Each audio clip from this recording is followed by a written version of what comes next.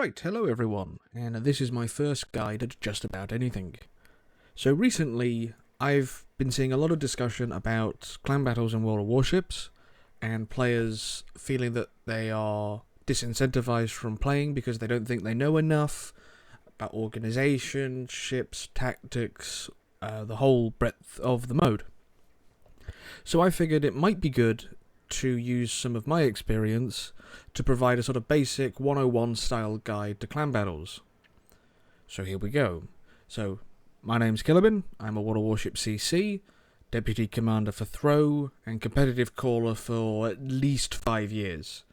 Throw as a clan competes both at the top end of clan battles in Hurricane League, and in King of the Sea, where we've seen good success over the years.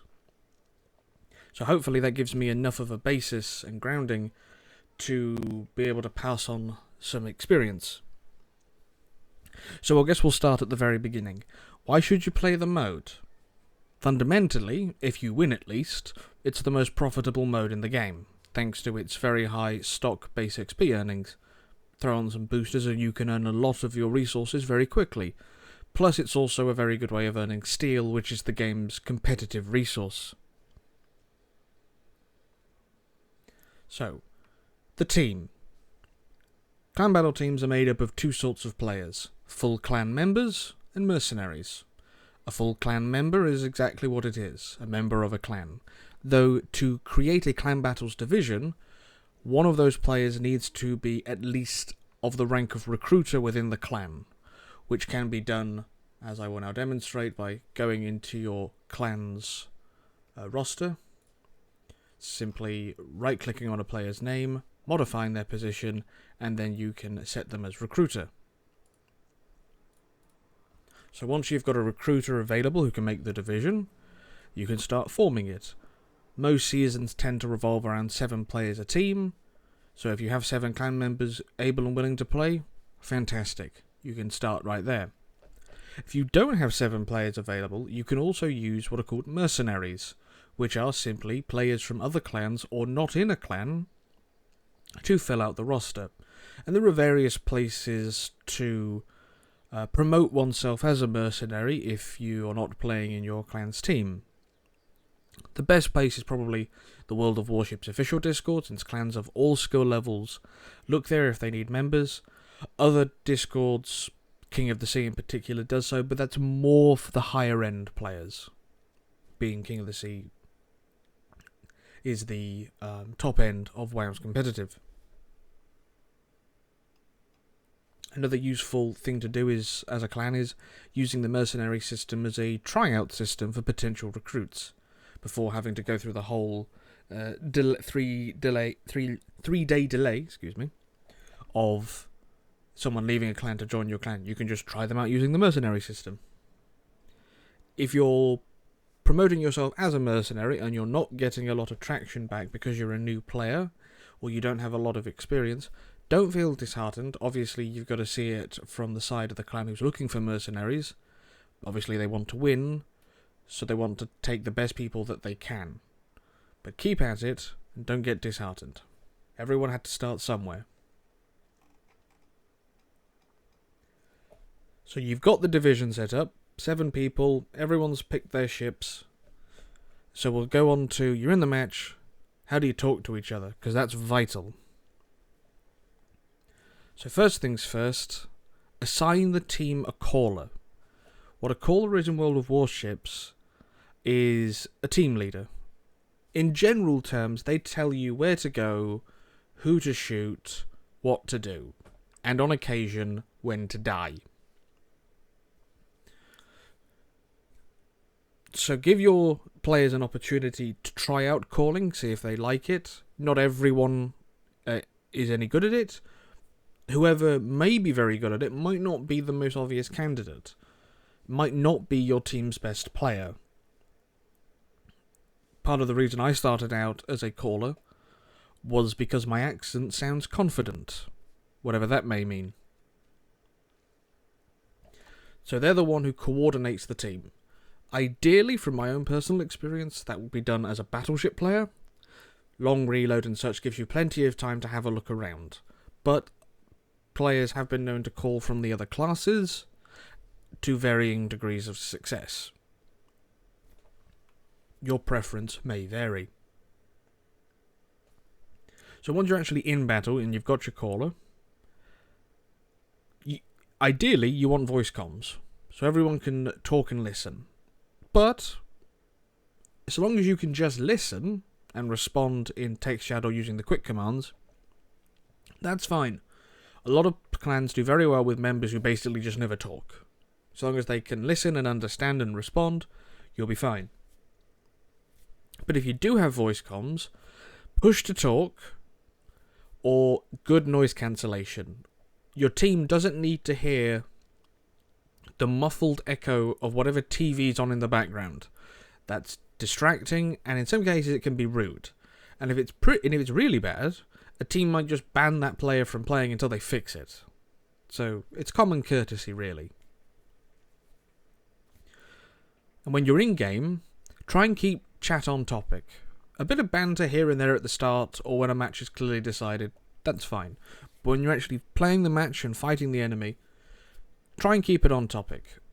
Try to keep your comments purely game related, like has that cruiser radared, has that battleship damage controlled, when was the last torp spotted, that kind of information, which is vital for your team.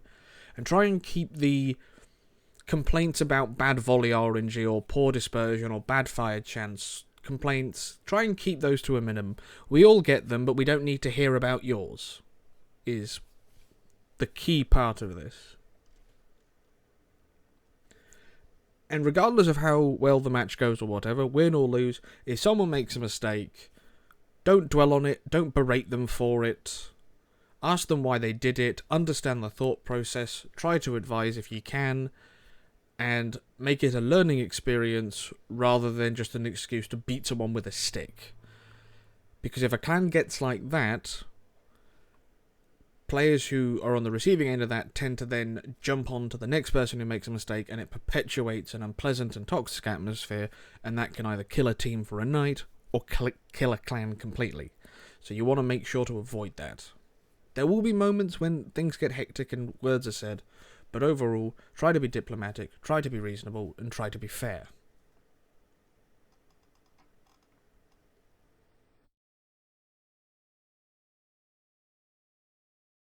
As you're playing, you'll have a rough idea. Usually, especially if you're starting out as a new team, or one that doesn't have a lot of experience, easiest thing to do is pick the ships that players like to play the most. People do better in ships they're comfortable with. So if that gets you a team, great. If not, maybe some players might have to shift some focus a bit, try something else.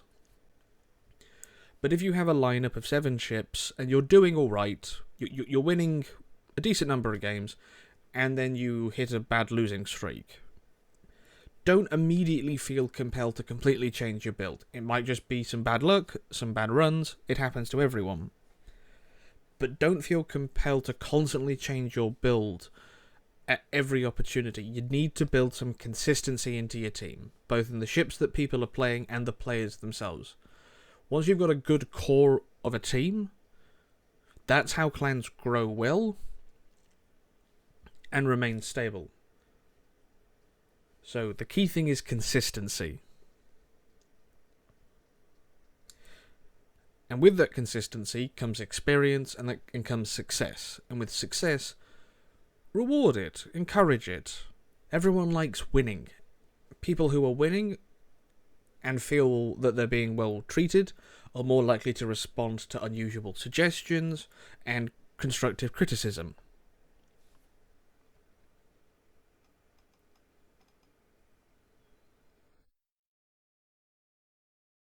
Just remember that bad nights do happen. They happen to everyone. Don't let them dishearten you. So, you had a good first day of clan battles. You had a team, great, and you as a clan want to carry it on throughout the rest of the season. So how do you organise the clan around the clan battles? Because for a lot of teams and a lot of clans, clan battles are the core of which the rest of the clan revolves. So in Throw, on our Discord, we use a modified World of Warcraft raid bot, where each night of clan battles is 4 hours long, and so we have it set up so you can either put your name down for all 4 hours, the first half, the second half, you're not sure if you can play, or you're not available. So that allows the organisers of the teams to look at that and go, right, these people are available then, these players are available then, and with about a day's notice we can have a team ready to go so people know if they need to be there or not. So that people aren't sitting around hoping there's a team and there isn't being one because there's not enough because they don't know. So that's very helpful from an organisational perspective. So once you've got that kind of, whatever system you end up using up and running, and it's kind of settled, and you're getting into the swing of playing your games, then it comes to the point of, how do you want to progress? Are you just playing for the fun of it? Just playing with your friends to get some nicer rewards and such? Or do you want to start pushing up the leagues? From like Squall, to Gale, to Storm, to Typhoon, all the way to Hurricane. And at that point, you have the situation where, do you want to assign what we would call a push team? And a push team is essentially the 7 best players that you have available to play try hard as it is, and push the clan's rating as high as they can.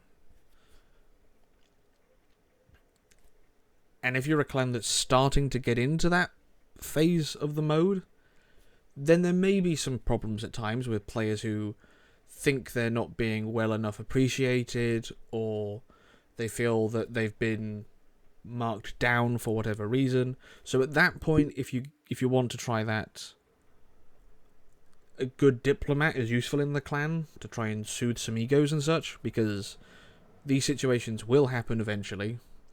We've had to deal with them in Throw, and it's really down to the diplomatic nature of whoever can do the talking to soothe it. Because if you're in a clan, you want the clan to succeed. And if that means that you don't play a few nights so that the clan as a whole can improve, and they can pass on their experience, then you should do that. But not everyone is often as level-headed as that. But that's more of a diplomatic inter-clan relations thing that is a whole barrel of worms to deal with, and so it's not really what this guide's meant to help, but it's something to be aware of. And lastly, for this part, what I'm thinking of is some basic ship suggestions. So this upcoming clan battle season, which at time of recording will start this week, has a lot of restrictions. Most of the overmatch battleships that were the core of the battleship roster, several of the more tanky cruisers have been restricted, and Smaland, radar destroyer for Pan-Europe, has been banned outright. So, and also the number of certain ships you can bring will change mid-season, the key being going from 2 battleships to 1 battleship. So my personal preference for battleship picks in this season will probably be Montana and Yamato. Yamato because she still maintains the overmatch capability against the cruisers. She is not as tanky as she once was, but her guns are something to never ever discredit. And the other pick, as shown on screen, would I think be Montana, simply because she's an excellent all-round battleship. Good guns, good accuracy, good protection, good speed. She's just a good all-rounder. Cruiser picks, I think most teams will still rely on a Petropavlovsk, but due to the restrictions you might want to swap that Petro for a Moskva and take a Napoli instead. Marseille is also limited. Personally, I'd probably stick to Napoli over Marseille, but if you have players who quite like Marseille, she's still an excellent ship. Destroyer-wise, as the restrictions stand at the moment, I think it will be 3 French destroyers. Marceau, Kleber. Take your personal preference mix of all 3. Unless there's restrictions about that, I think the fast speed, the good DPM, the good torps, and all that will be vital for team successes. But That's possibly my own experience at the higher end, where people have access to all the ships and such. So if you're just starting out, my limited experience with Squall and Gale essentially is take what you think your players will do best in and try it out. If that inspires certain members of your team to try different ships and such, that's great. Having players that can play a variety of ships is excellent for a clan's health and stability. It also allows you to perhaps focus some of your recruitment at certain classes. And I guess, as a side note, a good place for your clan to post that it's looking for members would be, again, the World of Warships official Discord, the clan recruitment part of whichever region you are's forums, EU, NA, Asia, whichever server you're on. And all you really have to do is obviously make a nice recruitment post, Discord link, whatever you use as like clan coordination. Discord's now the de facto. And just keep it updated so people see it. But overall, I hope this sort of basic intro to some organisation, some basic ship suggestions, and some clan organisation tips does help. Hopefully this is well received, and if this goes well, then we'll move on to some more advanced stuff, specific positions, tactical stuff, that sort of thing. But I hope everyone takes this under advisement, and it helps people who are interested in starting clan battles or improving their clan battles. So thank you everyone, and good afternoon.